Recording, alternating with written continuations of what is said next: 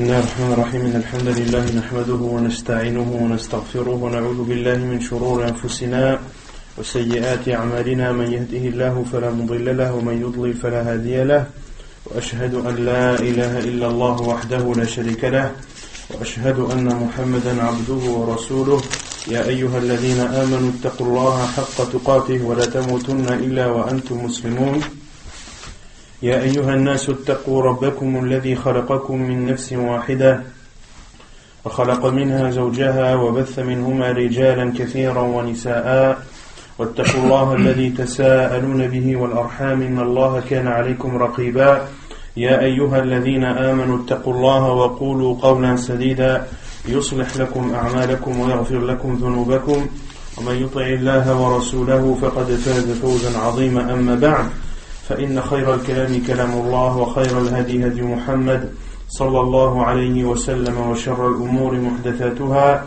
وكل محدثة بدعة وكل بدعة ضلالة وكل ضلالة في النار أما بعد.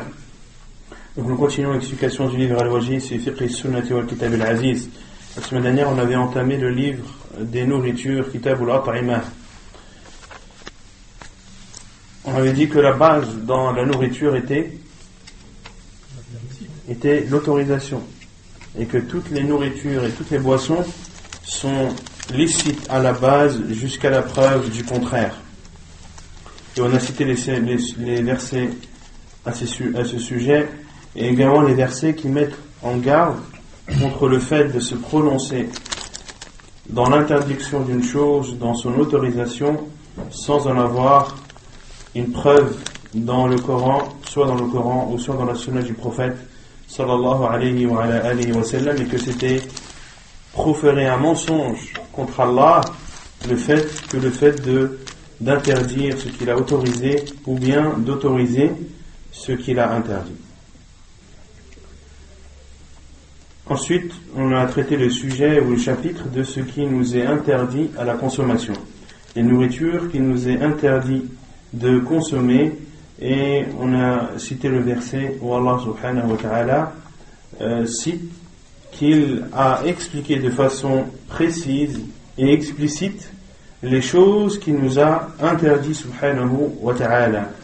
Et on avait vu que Allah azza wa jal a décrit les choses interdites car comparées aux choses autorisées, elles sont beaucoup moins nombreuses, donc plus facilement citable.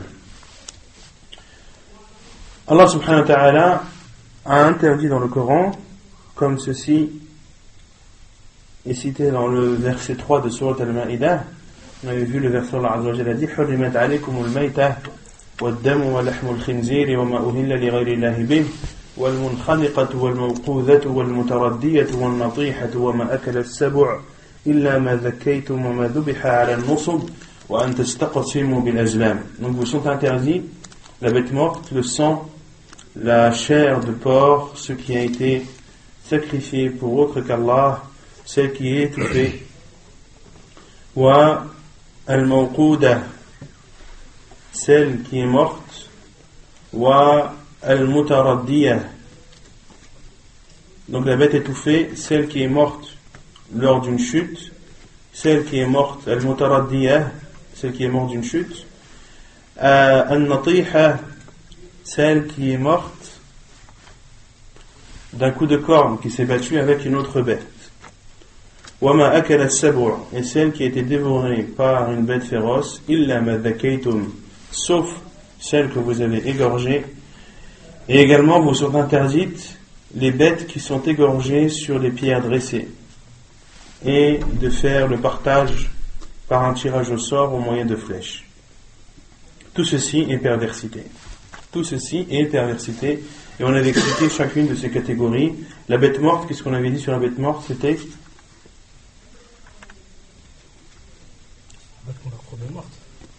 celle qui est morte contre son gré, c'est-à-dire soit elle est morte de mort naturelle, ou soit elle a été tuée par une autre bête.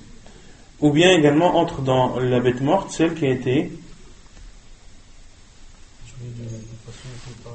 c'est qui a été tué d'une façon illicite. soit celle qui n'a pas été égorgée, ou soit celle qui a été égorgée mais dans laquelle le nom d'Allah n'a pas été cité. Waddam, le sang, on avait dit que c'était quel sang qui était interdit? Non, celui qui gicle lors de l'égorgement. Waddam wa lahmul khinzir, la chair de porc, wa ma uhilla li ghayrillahi bih, c'est la bête qui a été sacrifiée pour autre qu'Allah. Wa al-munkhaniqah, la bête étouffée. La bête étouffée, on avait dit que c'était une bête soit qui était accrochée à une corde au cou, et en essayant de partir, s'est étouffée. On avait dit c'est celle également qui s'est coincée la tête entre deux arbres. Il y a également al-mawqudah, c'est celle qui est frappée, assommée, c'est-à-dire celle qui est morte à la suite de violents coups. Wa al-mutaraddiyah, al-mutaraddiyah, c'est celle qui tombe d'une chute, celle qui a chuté d'une montagne ou autre. Wa al-natihah, c'est celle qui a été tuée par une autre bête d'un coup de corne ou autre.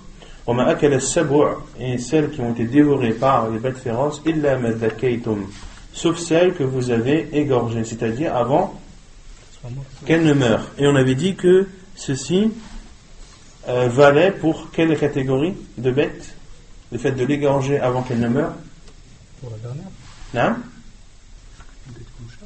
Pour la dernière. Pour la dernière, celle qui a été dévorée. Celle qui a été dévorée par ça. Non. Il n'y a que elle. Non, parce que c'est la dernière en fait. Non. Illa ma dhakkaytum, sauf celle que vous avez égorgée, c'est-à-dire avant qu'elle ne meure. Mais ici, Allah Azza wa Jalla parle de quelle bête? Toutes les catégories qu'on vient de citer avant.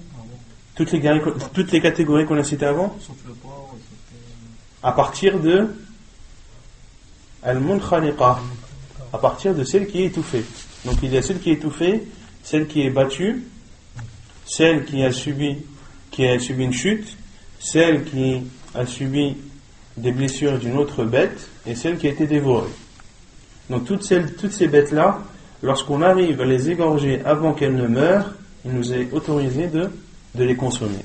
Mais si on n'arrive pas à l'égorger avant qu'elles ne meurent, alors elles sont considérées comme des bêtes mortes qui nous sont interdites à la consommation. Et on avait vu la semaine dernière les signes qui nous permettent de reconnaître qu'une bête est vivante ou pas lorsqu'on l'égorge. Qu'est-ce qu'on avait dit? Quand elle bouge. La plupart des savants considèrent que c'est lorsqu'elle bouge. Et d'autres savants ont dit On a trois catégories. il y a trois signes. Quand on lève pas, il faut que le sang gicle. Quand on l'égorge, le sang gicle, Il faut que le sang soit chaud et rouge vif. Et ça, c'est ce que Cheikh al-Islam Ibn Taymiyyah a dit, que l'on reconnaît une bête vivante lorsqu'on l'égorge, lorsqu'on l'égorge, le sang gicle, car une bête morte, le sang ne gicle plus, car le cœur ne bat plus. Il faut que le sang soit chaud, car une bête qui est morte, son sang n'est plus chaud, et plus elle meurt, elle n'est plus le temps après lequel elle est morte avance, et plus le sang refroidit. Et également que c'est un sang qui doit être rouge vif, car une bête morte, son sang commence à noircir. Ensuite, tout ce qui a été égorgé sur des pierres dressées, on avait dit que c'était les statues. Les statues, et ça peut entre aussi les tombeaux. Toutes les bêtes qui ont été égorgées sur des statues ou autres, il est interdit de les consommer même s'ils ont été égorgés et le nom d'Allah prononcé. Pourquoi? Car une bête qui est égorgée sur une statue, c'est une offrande pour cette statue, même si la personne prononce le nom d'Allah, mais le fait est que cette bête n'a pas été vouée pour Allah Azza wa Jalla. C'est un sacrifice qui a été fait pour cette statue ou pour cette tombe. Et l'interdiction du partage avec les flèches. On avait expliqué cela, que c'était un moyen qu'utilisaient les polythéistes pour faire une chose ou ne pas la faire. Et Allah Azza wa Jalla dit également ne mangez pas ce dont le nom d'Allah n'a pas été prononcé. Donc également parmi les bêtes interdites à la consommation, ce sont celles qui ont été sacrifiées et que le nom d'Allah Azza wa Jalla n'a pas été prononcé. Et également, il est interdit de consommer la viande qui a été chassée alors que la personne est en état d'ihram et est en état de sacralisation. Ensuite, on avait vu que ceux qui avaient le même jugement que la bête morte, c'était... Qu'est-ce que le même jugement que la bête morte? Ce qui est coupé de la bête alors qu'elle est encore vivante. Cette partie coupée est considérée comme une bête morte, comme l'a dit le prophète sallallahu alayhi wa sallam, ce qui est coupé de la bête alors qu'elle est vivante, c'est une bête morte, c'est-à-dire elle nous est interdite à la consommation. Ensuite, on avait vu qu'il y avait des exceptions à ceci, qu'il était excepté parmi les bêtes mortes le poisson et le criquet, et parmi les sangs qui nous sont interdits, il y a deux exceptions qui sont le foie et la rate. Ensuite, on avait parlé de l'interdiction de consommer la viande d'âne domestique, et qu'il était autorisé de consommer la viande d'âne sauvage. Et on a cité le hadith où les compagnons, lorsque le professeur sallam a reçu la révélation d'Allah pour interdire la consommation de la viande d'âne domestique, les compagnons ont tous versé les marmites dans laquelle cuisait la viande. Ensuite, l'interdiction également de consommer tout animal qui a des crocs et des cerfs. Tout animal qui a des crocs et tout oiseau qui a des cerfs. Qu'est-ce qu'on avait dit à ce sujet? Non? C'est des crocs, quand l'animal il chasse avec ses crocs, il n'a pas le droit à la consommation. Non, ce sont les crocs que l'animal utilise pour chasser. Et les cerfs, c'est les cerfs des oiseaux. Non, c'est les griffes. C'est les griffes. Donc, car tous les oiseaux, ou beaucoup d'oiseaux ont des cerfs, mais ne les utilisent pas pour chasser. On avait donné l'exemple de la poule. La poule est un animal qui a des griffes, mais est-ce qu'elle utilise ses griffes pour chasser? Non. Donc, tout ce qui a des crocs parmi les bêtes féroces, comme le lion, la panthère, l'ours, etc., il est interdit de le consommer. Entre également dedans le chien et le chat. Pourquoi est-ce qu'on n'a pas le droit de consommer le chien et le chat? Non? Bien sûr. Également parmi les oiseaux, c'est-à-dire ceux qui utilisent leur cerf pour chasser, comme l'aigle, comme le faucon, etc.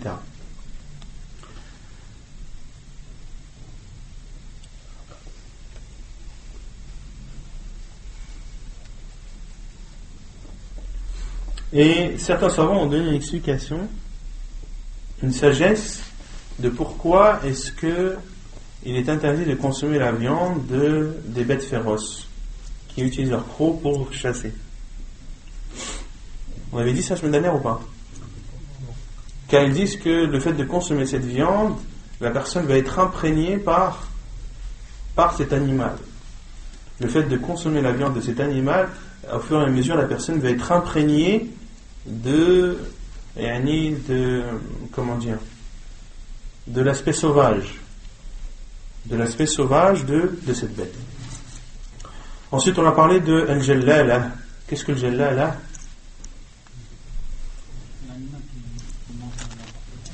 C'est l'animal dont la majorité ou la plus grande partie de sa nourriture est impureté et souillure.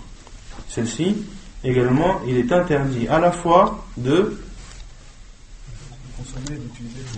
consommer sa viande, de boire son lait et de monter et de la prendre comme une monture. Et de la prendre comme une monture. On avait cité les hadiths du prophète sallallahu alayhi wa sallam où naha an luhumil jallalati wa albaniha. Le prophète sallallahu alayhi wa sallam a interdit la viande de l'jallala et son lait également. Et dans le hadith d'Abdullah ibn Umar également où le prophète sallallahu alayhi wa sallam a interdit al-jallala parmi les chamelles de les prendre comme monture ou de boire leur lait. Donc tout ceci est interdit. Quand est-ce que al-jallala devient licite? Lorsqu'on la met en quarantaine et qu'on lui donne à manger de choses saines. À partir de ce moment, il est autorisé de manger, de l'égorger et de la manger, en étant sûr, bien sûr, que son corps et sa viande ne sont plus imprégnés par ces souillures. Et on avait cité la parole d'Abdullah ibn Omar, ou l'Athar d'Abdullah ibn Omar, qui mettait en quarantaine la poule qui avait consommé des choses impures 3 jours. Thalathan. Et on avait dit que ceci était propre à la poule, et que plus l'animal est grand, et plus la période s'allonge. Et plus la période s'allonge. طيب يقول المؤلف إباحة كل ما حرم من عند الاضطرار. قال تعالى: فمن اضطر غير باغ ولا عاد فلا إثم عليه إن الله غفور رحيم. وقال تعالى: فمن اضطر في مخمصة غير متجانف لإثم فإن الله غفور رحيم. قال ابن كثير رحمه الله: أي فمن احتاج إلى تناول شيء من هذه المحرمات التي ذكرها الله تعالى لضرورة ألجأته إلى ذلك فله تناوله والله غفور رحيم له، لأنه تعالى يعلم حاجة عبده المضطر وافتقاره إلى ذلك فيتجاوز عنه ويغفر له.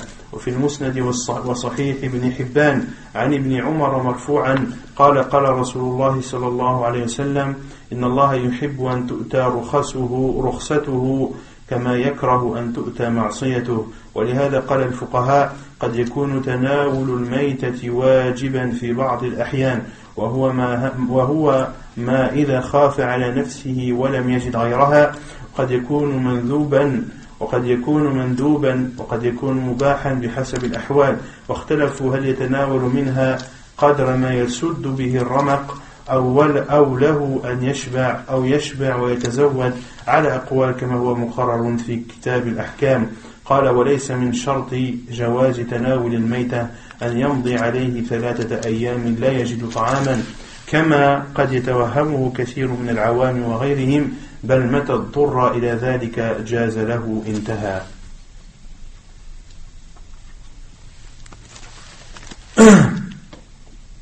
Donc, l'auteur dit l'autorisation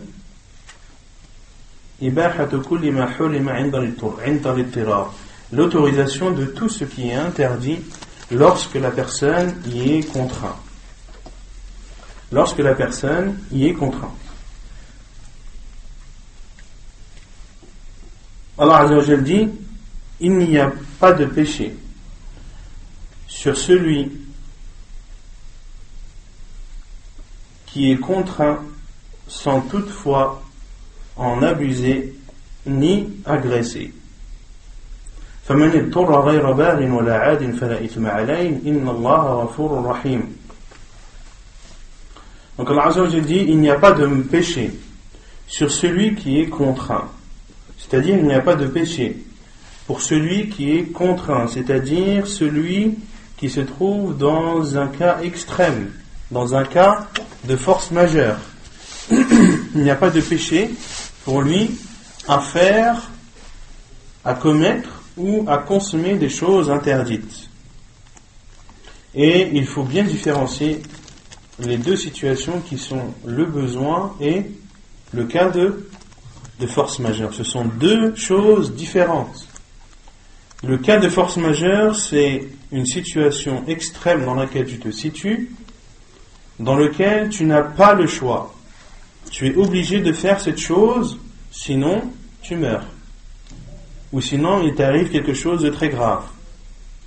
Là, ce sont des cas d'extrême urgence, des cas de force majeure.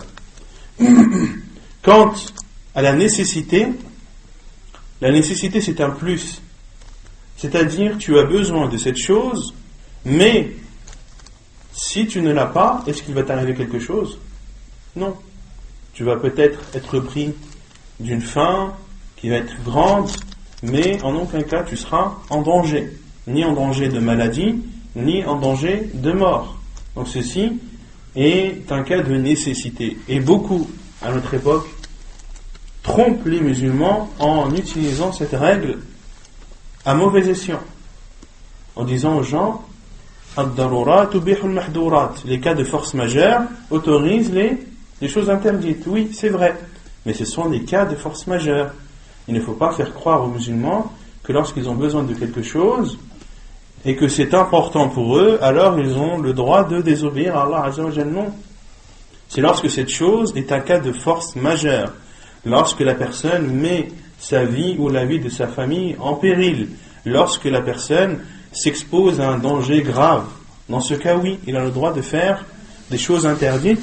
Il ne faut pas oublier que cette règle est restreinte, à savoir que ad-darura tuqaddar biqadariha, c'est-à-dire que tu ne dois utiliser ou user de ces choses interdites que ce qui te suffit pour éloigner le danger. Tu dois utiliser de ce cas de force majeure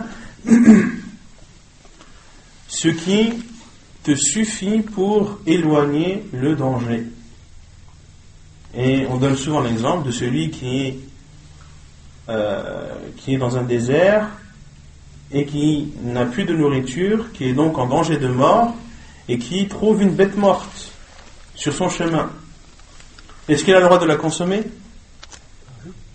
Oui, il a le droit de la consommer.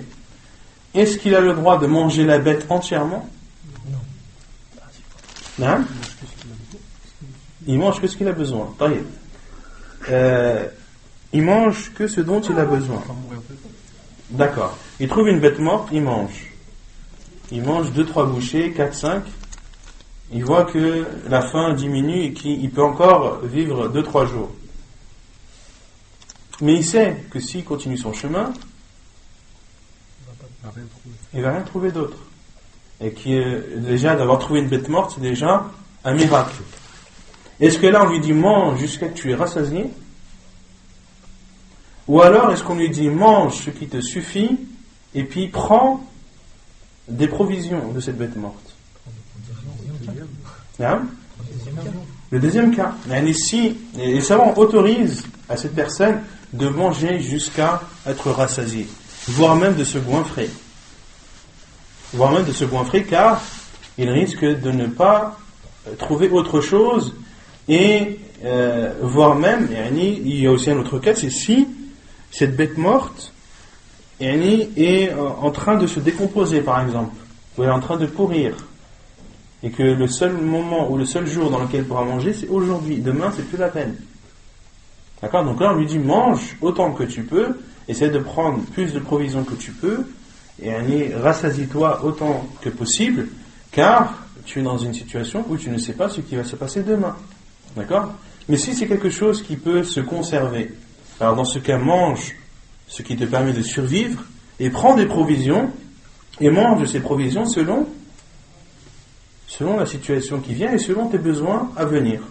D'accord? Il se peut que le lendemain, alhamdoulilah, tu trouves quelqu'un sur ta route, et que les provisions que tu as prises, tu n'as même plus besoin de les consommer. Donc, la personne qui est en cas de force majeure a le droit de faire des choses interdites, mais il n'a pas le quartier libre. Il n'a pas le quartier libre et il doit prendre ce qui lui suffit. C'est pour ça qu'Allah Azza wa Jalla a dit sans toutefois abuser ni agresser. Sans toutefois abuser. Ghayra barin, c'est-à-dire sans dépasser les limites. C'est-à-dire de manger ce qui te suffit pour survivre. Wala barin, ala ghayra barin, wala adin. Ghayra barin, les savants ont dit, ghayra barin, c'est sans abuser. Et il y a beaucoup d'explications de la parole barin. De la parole barin chez les savants. Barin, l'avis le plus sûr, wallahu a'lam, c'est que c'est celui qui mange sans vouloir. C'est-à-dire que il n'aime pas la chose qu'il mange. D'accord? Il la mange tout en la détestant, tout en sachant que c'est quelque chose d'interdit. Il ne faut pas qu'il dise, par exemple, qu'il se trouve dans un cas de force majeure et qu'il n'a d'autre chose à consommer que le porc. Et se dire, Eh bien aujourd'hui, c'est le jour où je vais enfin pouvoir me régaler en toute légalité. Là, on lui dit non. Là, on lui dit, si tu manges dans cette intention-là, tu n'as pas le droit de manger. Car il ne faut pas que tu veuilles cela. C'est quelque chose que tu fais, car tu n'as pas le choix. D'accord? Et tu dois détester cette chose, même si tu la consommes, et de savoir que c'est l'interdit d'Allah subhanahu wa ta'ala. Wala adin, c'est-à-dire sans dépasser les limites. Sans dépasser les limites. Puis Allah Azza wa Jalla a dit dans l'autre verset, et si quelqu'un est contraint par la faim sans inclinaison vers le péché, alors Allah est pardonneur. فَمَنِ اضْطُرَّ فِي مَخْمَصَةٍ, sans inclinaison vers le péché. Et fi makhmasa explique, comme les savants le disent, ghayra barin. Ghayra barin, c'est-à-dire sans aimer cette chose. Non, sans prendre plaisir et sans aimer cette chose et sans savourer le fait de la consommer. Tu savoures parce que tu survis, mais tu ne dois pas aimer cette chose en elle-même. غير متجانف لإثم فإن الله غفور رحيم. Et l'imam Ibn Kathir rahimahullah a dit, en expliquant ces versets, c'est-à-dire celui qui a besoin de manger des choses parmi ces choses interdites qu'Allah a citées, et ceci par un cas de force majeure qui lui est arrivé, alors il a le droit de le consommer. Et Allah est pardonneur et miséricordieux envers lui. Et également car Allah subhanahu wa ta'ala est parfaitement connaisseur du besoin de son serviteur en cas de force majeure et de sa dépendance envers ceci. C'est-à-dire que lorsque tu te trouves en danger de mort, tu es dépendant de la nourriture interdite qui est devant toi, s'il n'y a que cette nourriture interdite. Allah Azza wa Jal lui pardonnera donc et sera clément envers lui. Et il est rapporté dans le Musnad et dans le Sahih de l'imam Ibn Hibban, selon Abdullah ibn Umar, qui dit que le prophète sallallahu alayhi wa sallam a dit, Allah aime que l'on utilise ces dérogations comme il déteste que l'on fasse ces interdits. Allah Azza wa Jal aime que tu utilises ces dérogations, car Allah Azza wa Jal a donné des dérogations à celui qui est en cas de force majeure. Allah Azza wa Jal lui a permis de faire des choses interdites, et dans ces situations-là, Allah Azza wa Jal aime que ses serviteurs usent de ces dérogations.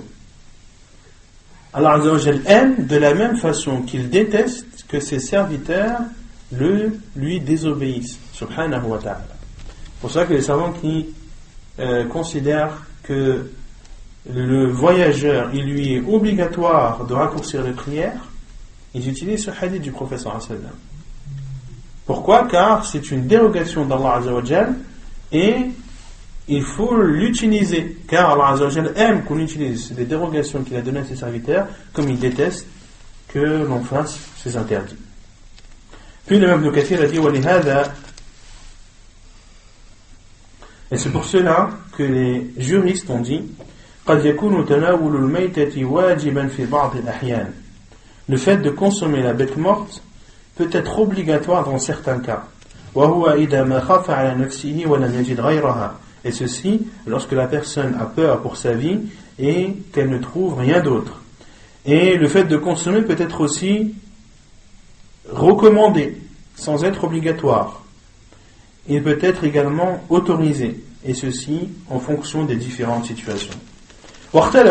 Et ils ont divergé sur le fait, est-ce qu'il est autorisé ou est-ce que la personne qui se trouve dans cette situation de force majeure doit consommer ce qui lui suffit pour se maintenir en vie, ou bien lui est-il autorisé de se rassasier, ou bien de se rassasier et de prendre des provisions. Il y a différents avis des savants, كما هو مقرر في كتاب الأحكام, comme ceci est cité dans les livres de fiqh. قال الإمام ابن كثير dit وليس من شروط جواز تناول الميت أن يمضي عليه 3 أيام. Et ce n'est pas une condition, ou n'est pas une condition pour manger la bête morte d'attendre 3 jours ou de ne pas trouver de la nourriture pendant 3 jours, comme peuvent le penser beaucoup de musulmans. Mais la règle est que quand il n'a d'autre choix et quand il est contraint, alors il lui est autorisé. Car certains disent que tu as le droit de manger la bête morte, même en cas de force majeure, qu'après 3 jours. Il faut que au minimum 3 jours soient passés pour que tu puisses consommer cette viande. Et les savants disent non, il n'y a aucune preuve dans cela. C'est ce que beaucoup de gens pensent, qui est faux. Et la règle est que lorsque tu es contraint, tu manges. Que tu sois contraint le même jour, ou le lendemain, ou dans 3 jours, ou dans 4 jours, etc.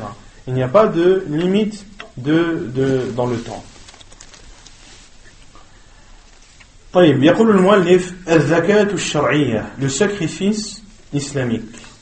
الزكاة الشرعية تعريفها الزكاة في الأصل معناها التطيب ومنه رائحة ذكية أي طيبة وسمي بهذا الذبح لأن الإباحة الشرعية جعلته طيبا والمقصود بها هنا ذبح الحيوان أو نحره فإن الحيوان الذي يحل أكله لا يجوز أكل شيء منه إلا بالتذكية ما عدا السمك والجراد.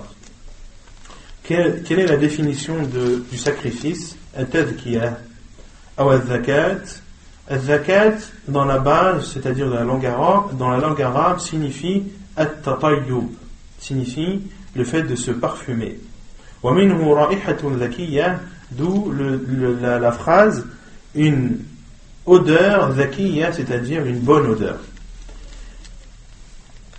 Et le sacrifice, c'est-à-dire l'égorgement, est appelé ainsi car en égorgeant une bête, nous la rendons licite islamiquement. C'est-à-dire que en l'égorgeant, cette bête devient bonne à la consommation. Et le but, c'est-à-dire qu'est-ce qu'on veut dire par le sacrifice, c'est-à-dire d'égorger une bête, un animal, ou nahri, ou une nahr. Qui connaît la différence entre dhabh et nahr? C'est pour les chameaux. C'est pour... Les savants disent الذبح قطع أعلى الرقبة والنحر قطع أسفل الرقبة. Les savants disent que الذبح c'est le fait de couper le haut du cou et النحر c'est le fait de couper le bas du cou.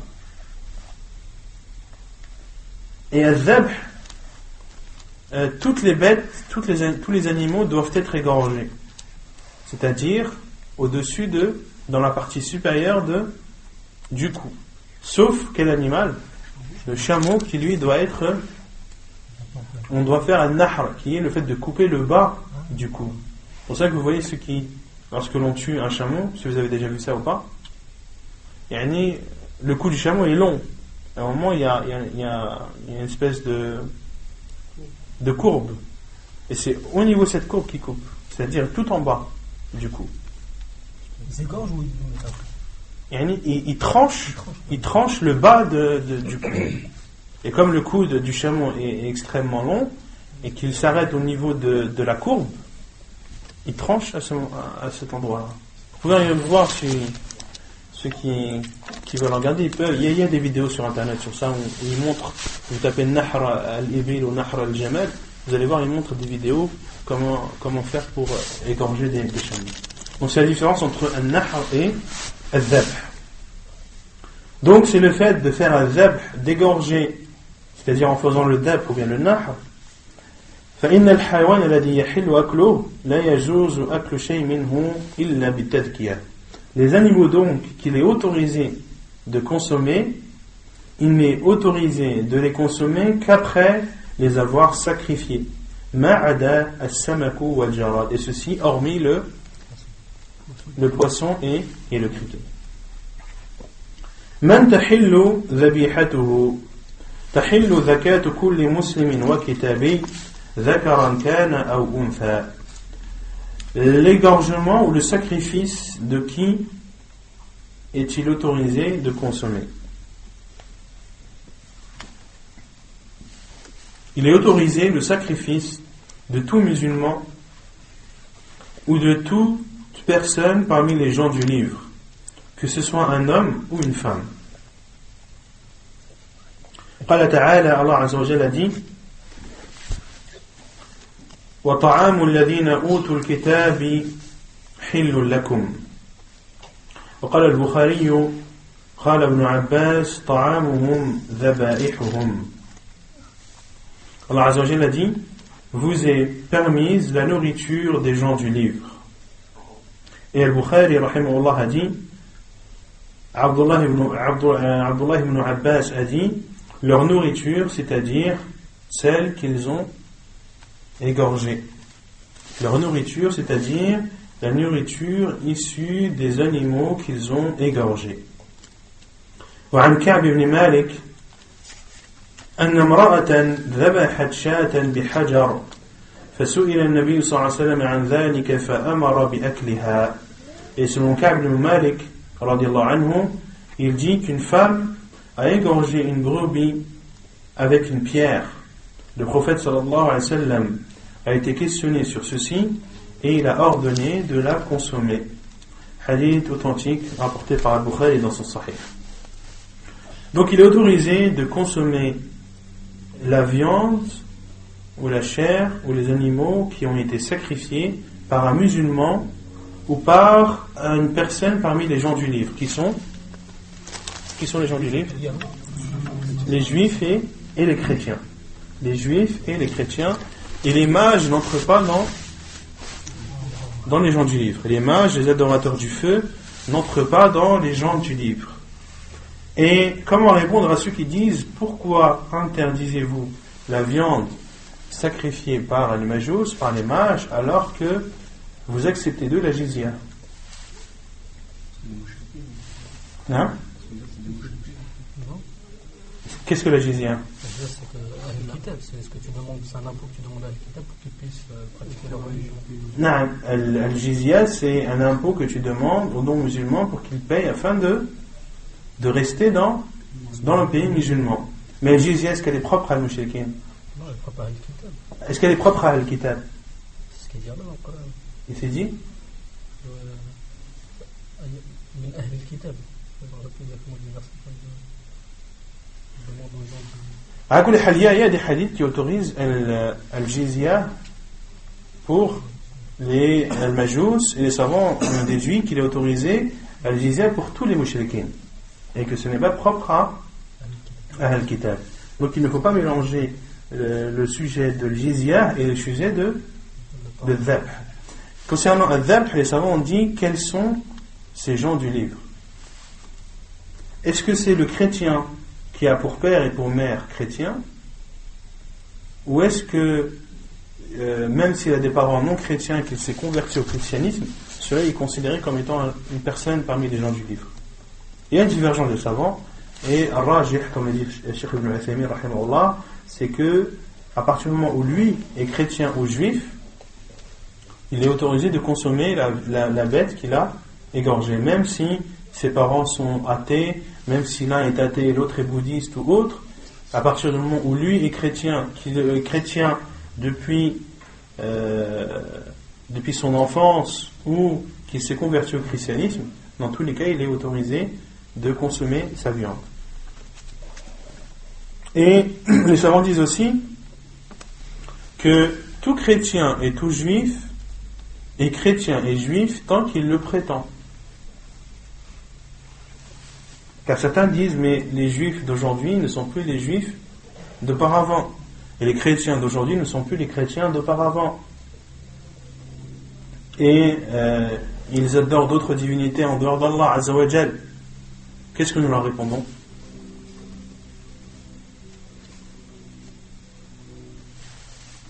Qu'est-ce que nous leur répondons?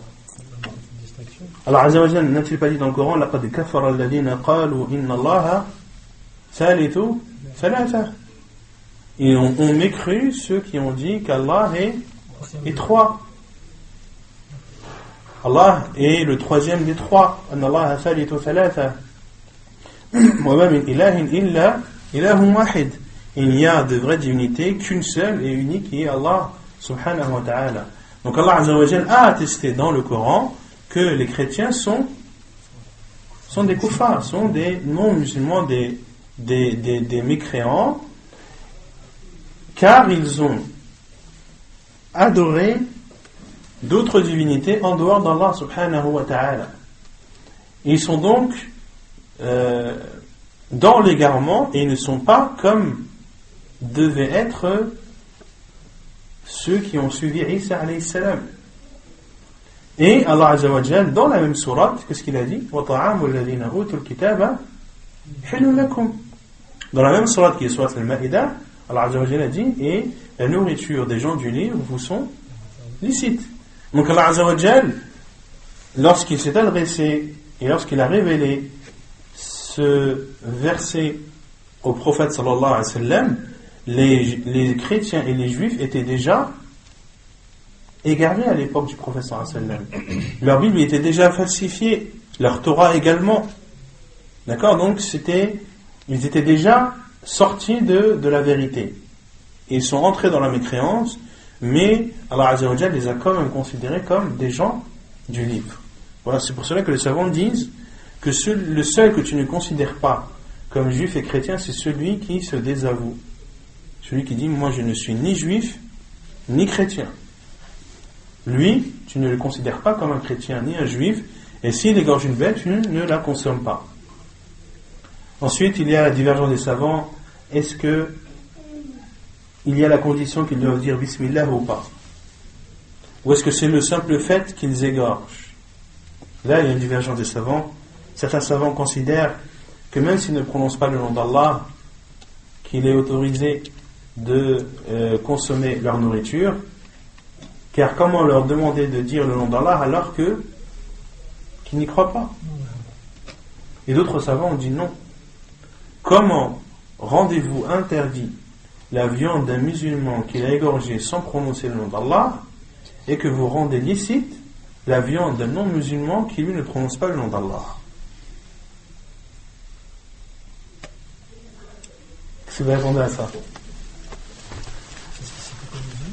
Non? Spécifique aux musulmans. Le musulman, il est au-dessus du non-musulman. Il est plus respecté, il est plus sacré, il est plus... Donc c'est les deux avis des savants. Taïb. Ensuite, il y a le hadith de Ka'b ibn Malik qui dit qu'une femme a égorgé au temps du prophète sallallahu alayhi wa sallam une brebis avec une pierre. Et le prophète sallallahu alayhi wa sallam a été questionné sur ceci et il a ordonné de la manger. Les savants ont déduit beaucoup de fawaïd sur ce hadith, certains plus de 10. La première chose que l'on peut retenir de ce hadith, c'est qu'il est autorisé d'égorger avec une pierre, à condition que quoi? Que la pierre soit tranchante. À condition que la pierre soit tranchante. On en déduit également de ce hadith qu'il est autorisé à une femme d'égorger. Car ici, qui a égorgé? C'est une femme. Car certains peuvent se poser la question, mais attends, tu manges... c'est une femme qui a égorgé cette bête. Et alors? Alors, elle a le droit. Également, il est autorisé, comme les savants ont dit, d'égorger, de manger la bête égorgée par une femme qui a ses menstrues. Et également, de manger la viande, de consommer la bête qui a été égorgée par un homme en état de grande impureté. Quelle est la preuve? Non, la preuve c'est que il a été dit au professeur sallam qu'une femme a égorgé, sans dire c'est une femme qui a ses menstrues ou non. Et si c'était interdit, le prophète sallallahu alayhi wa sallam l'aurait dit. Car il y a la règle, la yajuzu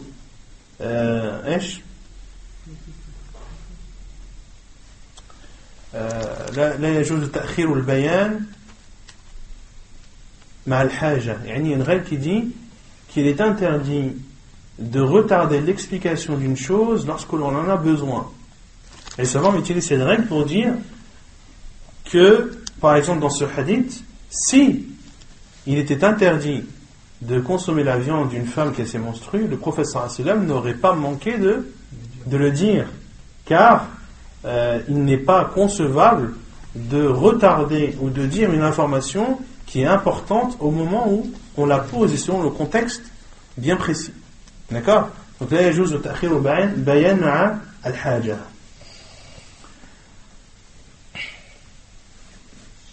Et également, les savants ont déduit de ce hadith qu'il est autorisé de... Comment dire? Il est autorisé à celui à qui on a confié quelque chose de prendre des décisions. Et pour comprendre cette faïda des savants, il faut connaître le contexte de ce hadith. Le contexte de ce hadith, c'est qu'une femme, une jeune fille, à Médine, s'occupait de son troupeau de brebis, ou du troupeau de brebis de son maître. Et un loup a attaqué le troupeau de brebis et a commencé à en dévorer une. Et cette jeune fille est venue avec une pierre et a égorgé cette bête avant qu'elle ne meure.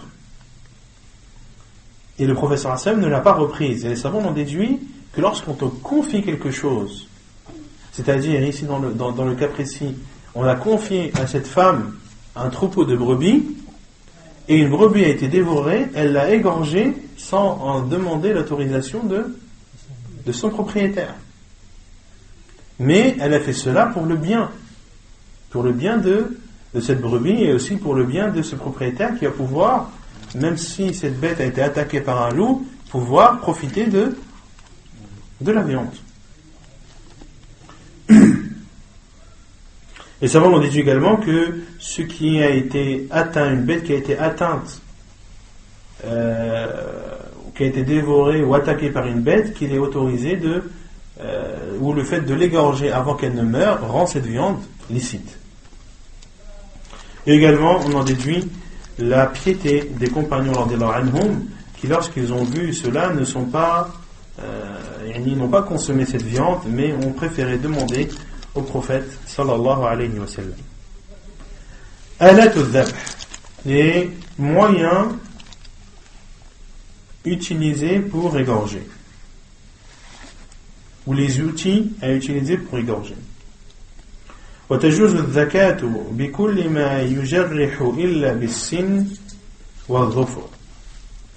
Il est autorisé de sacrifier avec tout ce qui blesse, sauf les dents et les ongles. Sauf les dents et les ongles. عن عباية بن رفاعة عن جده أنه قال يا رسول الله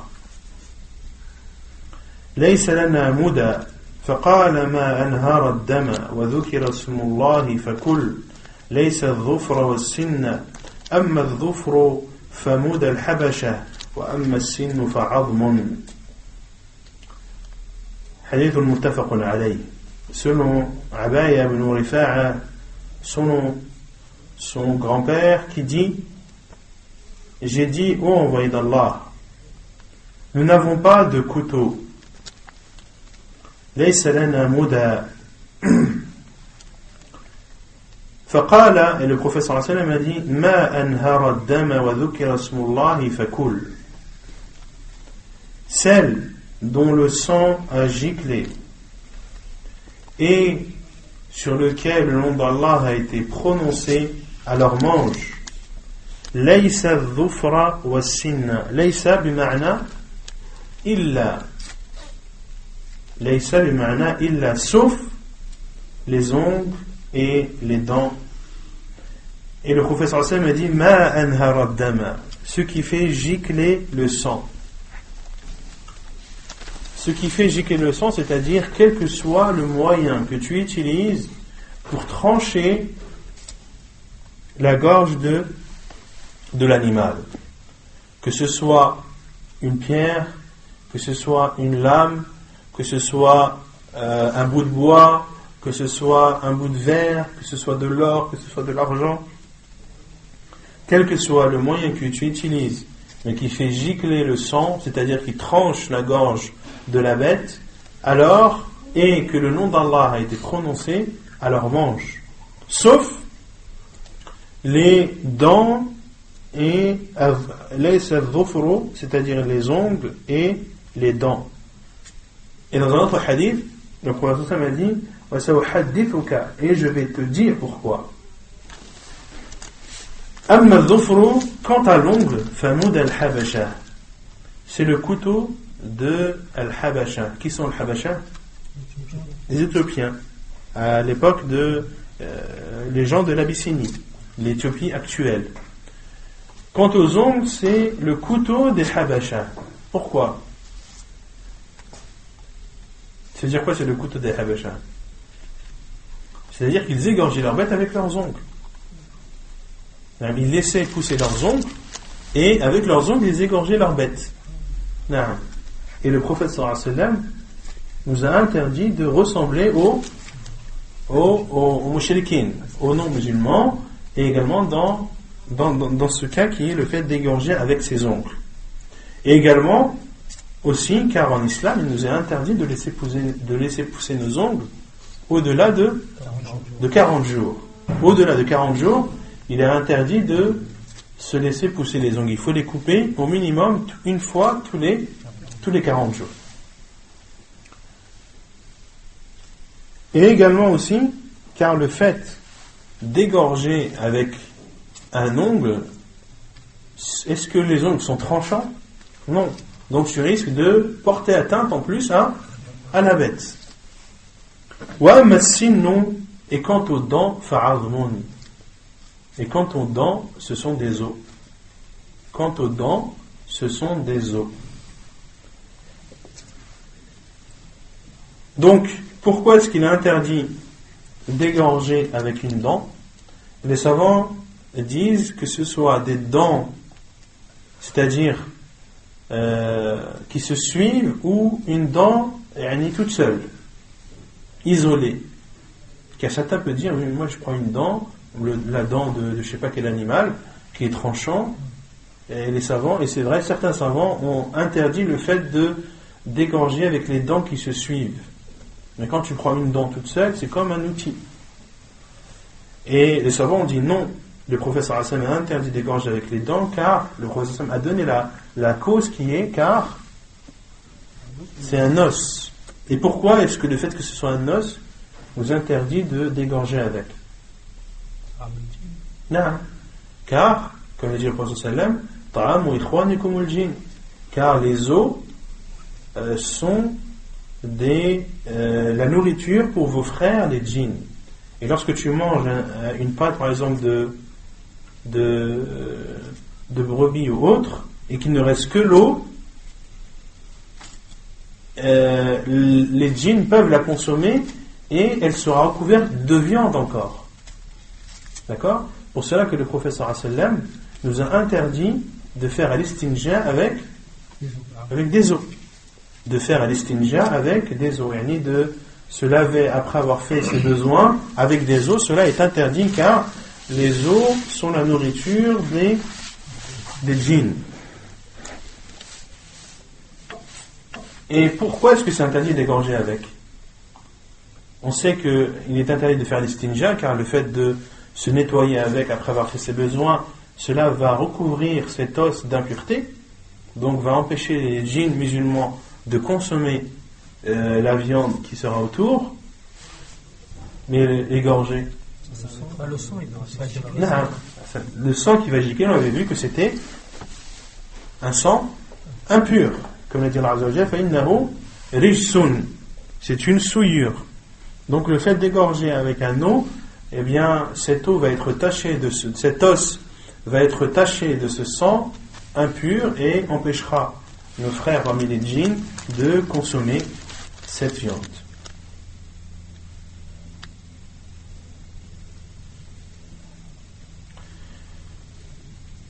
Taïb. Et le professeur Hassan a donc donné deux conditions. La première, c'est que le sang gicle et que le nom d'Allah soit prononcé. Qu'est-ce que le nom d'Allah? Est-ce que ce sont tous les noms d'Allah? Ou est-ce qu'il faut prononcer et dire Bismillah? Certains savants disent qu'il faut dire Bismillah. Et d'autres savants ont dit il est autorisé de dire quelques autres noms, mais le principal c'est qu'il faut que ce soit un nom qui ne peut être propre qu'à Allah. Et les noms qui ne sont propres qu'à Allah Azza wa Jal, on avait vu qu'il y avait Allah, mais qu'il y avait aussi Ar-Rahman. Ar-Rahman, c'est un nom qui est propre à Allah subhanahu wa ta'ala. Donc certains savants ont autorisé de dire Bismillah ar-Rahman, ou Bismillah ar-Rahman, ou bien de dire Bismi Rabbil Alamin, au nom du Seigneur des mondes. Et d'autres savants ont dit non, il faut dire Bismillah, c'est-à-dire d'utiliser le nom Allah, qui est le nom premier d'Allah subhanahu wa ta'ala, celui qui ne désigne que lui. Et ainsi a fait le prophète sallallahu alayhi wa sallam lorsqu'il a égorgé, il a dit Bismillah wallahu akbar. Taïb. Les savants ont déduit donc que le fait de prononcer le nom d'Allah lorsque tu sacrifies une bête, c'est une condition. C'est une condition pour que cette bête soit licite. Et est-ce que la condition est levée lorsqu'il y a un oubli ou une erreur? Celui qui égorge, et après avoir égorgé, il a oublié de prononcer le nom d'Allah. Est-ce que la viande est licite ou elle est illicite? Non? Il y a une divergence. Il y a une divergence. Après, tu as l'avis qui ressort le plus.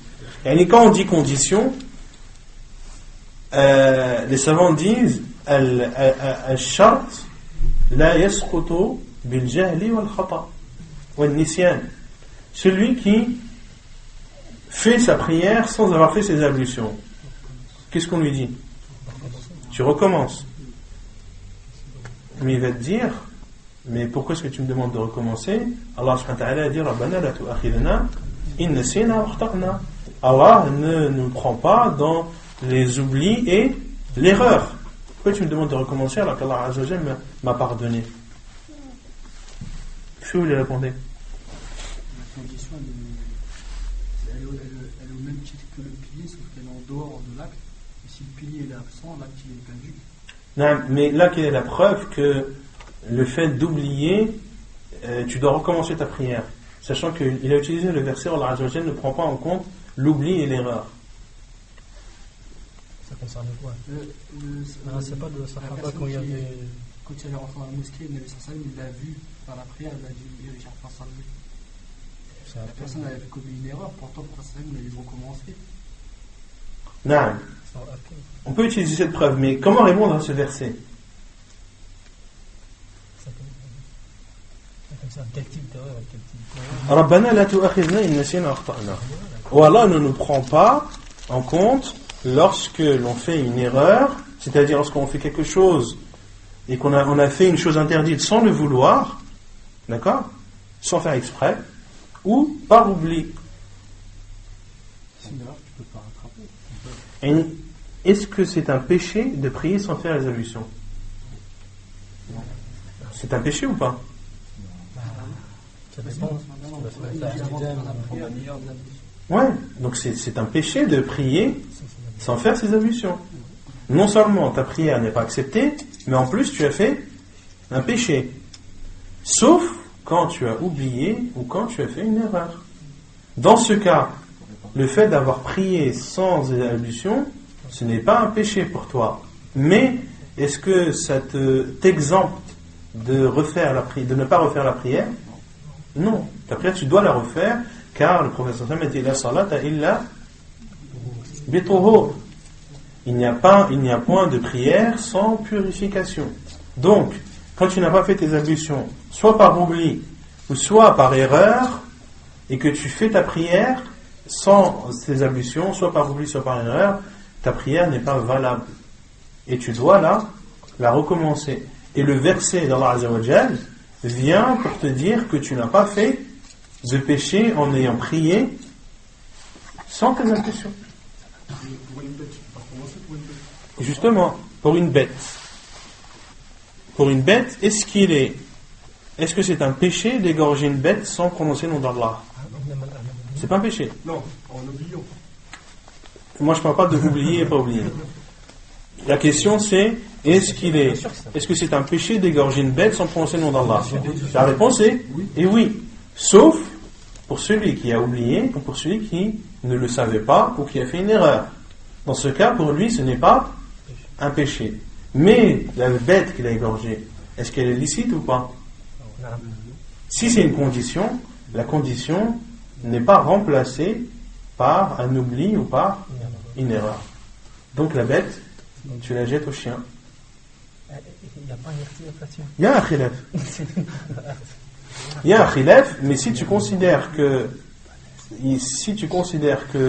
la viande, que la tasmiya c'est un shart, car c'est là où il y a le khilaf, certains ne considèrent pas la tasmiya comme étant une condition, ils le considèrent comme étant une obligation, et non pas comme une condition.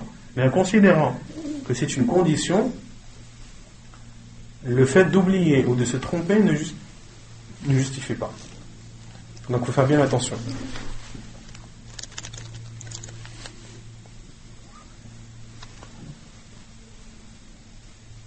Et celui qui égorge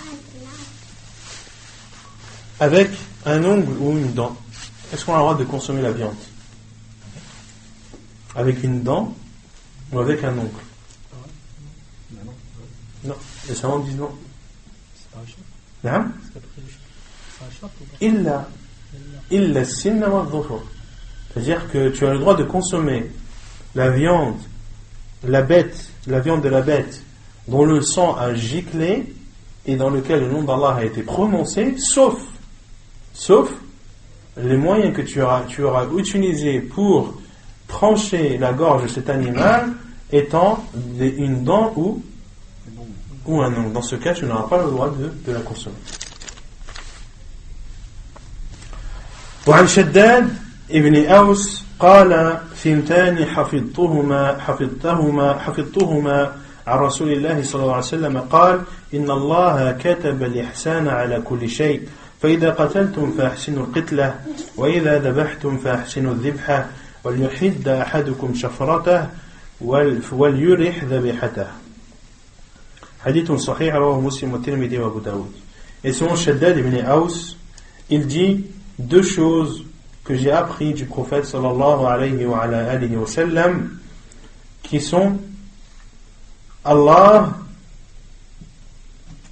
et deux choses que j'ai entendues du prophète sallallahu alayhi wa sallam qui a dit, lorsqu'il a dit, le prophète sallallahu alayhi wa sallam, Allah a ordonné et a prescrit la bienfaisance dans toute chose. Lorsque vous tuez, soyez bienfaisants dans le fait de tuer. Et lorsque vous égorgez, lorsque vous égorgez de façon bienfaisante. Et que l'un d'entre vous aiguise son couteau, et qu'il soulage sa bête, la bête qu'il sacrifie. Dans ce hadith de Shaddad ibn Aws, le prophète sallallahu alayhi wa sallam a dit qu'Allah Azza wa Jalla a ordonné, a prescrit la bienfaisance dans toute chose. فَإِذَا قَتَلْتُمْ, lorsque vous tuez, les savants ont dit al-qatlu fima la yajuzu akluhu. Ici le prophète sallallahu alayhi wa sallam dans ce hadith a parlé de tuer et a parlé d'égorger. On parle de tuer lorsqu'il s'agit d'une bête qu'il nous est interdit de consommer, et on parle d'égorger concernant une bête qui nous est interdit de consommer, qui nous est autorisé à faire. On parle de dhabh concernant une bête qui nous est autorisée de consommer. Donc, si par exemple tu es attaqué par un animal qui nous est interdit à la consommation, comme un lion par exemple, ou un tigre, ou un chien, et que tu es amené à le tuer, il faut le tuer comment? Il faut le mutiler. Sans trop souffrir. Hein? Il faut le tuer de la meilleure des façons. C'est-à-dire de le tuer de la meilleure des façons, sans le mutiler ou sans essayer de le torturer ou autre. Et lorsque vous égorgez aussi également de la meilleure des façons. C'est-à-dire, et le prophète sallallahu alayhi wa sallam a expliqué ensuite, que l'un d'entre vous, lorsqu'il veut égorger, qu'il aiguise son couteau. Qu'il aiguise son couteau, car le fait d'égorger avec un couteau aiguisé permettra d'égorger cette bête de la meilleure des façons. Et qu'il soulage sa bête. Qu'est-ce que ça veut dire soulager sa bête? Qu'il lui épargne la souffrance, comment? Qu'en le faisant vite. En égorgeant de façon rapide, de façon brève, de mettre un coup violent ou fort qui permet en un seul coup de trancher la gorge de cet animal. Et on avait vu la semaine dernière que égorger un animal, c'est-à-dire il y a 4 choses à trancher. Il y a les 2 veines jugulaires, il y a la tranchée et il y a la trachée. Il y a la trachée et il y a l'œsophage. Donc il y a la trachée, c'est la voie respiratoire. Il y a l'œsophage qui est la voie où les aliments transitent. Et il y a les 2 veines jugulaires qui sont à droite et à gauche de la trachée. Qui sont à droite et à gauche de la trachée. Et comme on a vu la semaine dernière, il y a une divergence des savants. Certains ont dit il faut trancher les 4, d'autres ont dit il faut trancher au moins 3 parmi les 4, d'autres ont dit il faut trancher un seul suffit. À la kulihal, la vie le plus sûr, c'est qu'il faut trancher au minimum les veines jugulaires. Sachant qu'en tranchant les veines jugulaires, la plupart du temps, cela implique que à la fois la tranchée et l'œsophage soient coupés également. D'accord? Et ce qu'il faut retenir, c'est que le prophète sallallahu alayhi wa sallam a dit lorsque le sang gicle, et le sang ne peut gicler que lorsque les veines jugulaires sont tranchées. Le veine ne peut gicler que lorsque les veines jugulaires sont tranchées. Qu'il soulage sa bête, c'est-à-dire lorsqu'il égorge, qu'il le fasse de façon forte, brève et rapide. Et également, parmi les choses qui entrent dans le soulagement de la bête, le fait de ne pas casser sa nuque, ni de dépecer cette bête avant qu'elle ne meure. Et également, parmi les choses qui permettent de soulager la bête, c'est de ne pas l'attacher lorsqu'on l'égorge. De ne pas lui attacher les pieds, les pattes. D'accord? Et si tu as la possibilité de laisser ces 4 pattes libres. Et les savants disent pourquoi? Car cela permettra au sang de mieux s'écouler. Et le prophète sallallahu alayhi wa sallam a fait ainsi. Lorsqu'il a égorgé, le prophète sallallahu alayhi wa sallam a posé son pied sur le cou, il a soulevé la tête et a égorgé sallallahu alayhi wa sallam. Il n'a pas tenu ni attaché les pattes de cet animal, sauf bien sûr si c'est un animal qui est excité, qui s'avère dangereux. Dans ce cas, s'il y a la possibilité ou le besoin d'attacher une de ses pattes ou les 2 afin de limiter les dégâts, alors cela est autorisé. D'accord? ونكتفي بهذا القدر وسبحانك اللهم وبحمدك أشهد أن لا إله إلا أنت أستغفرك وأتوب إليك.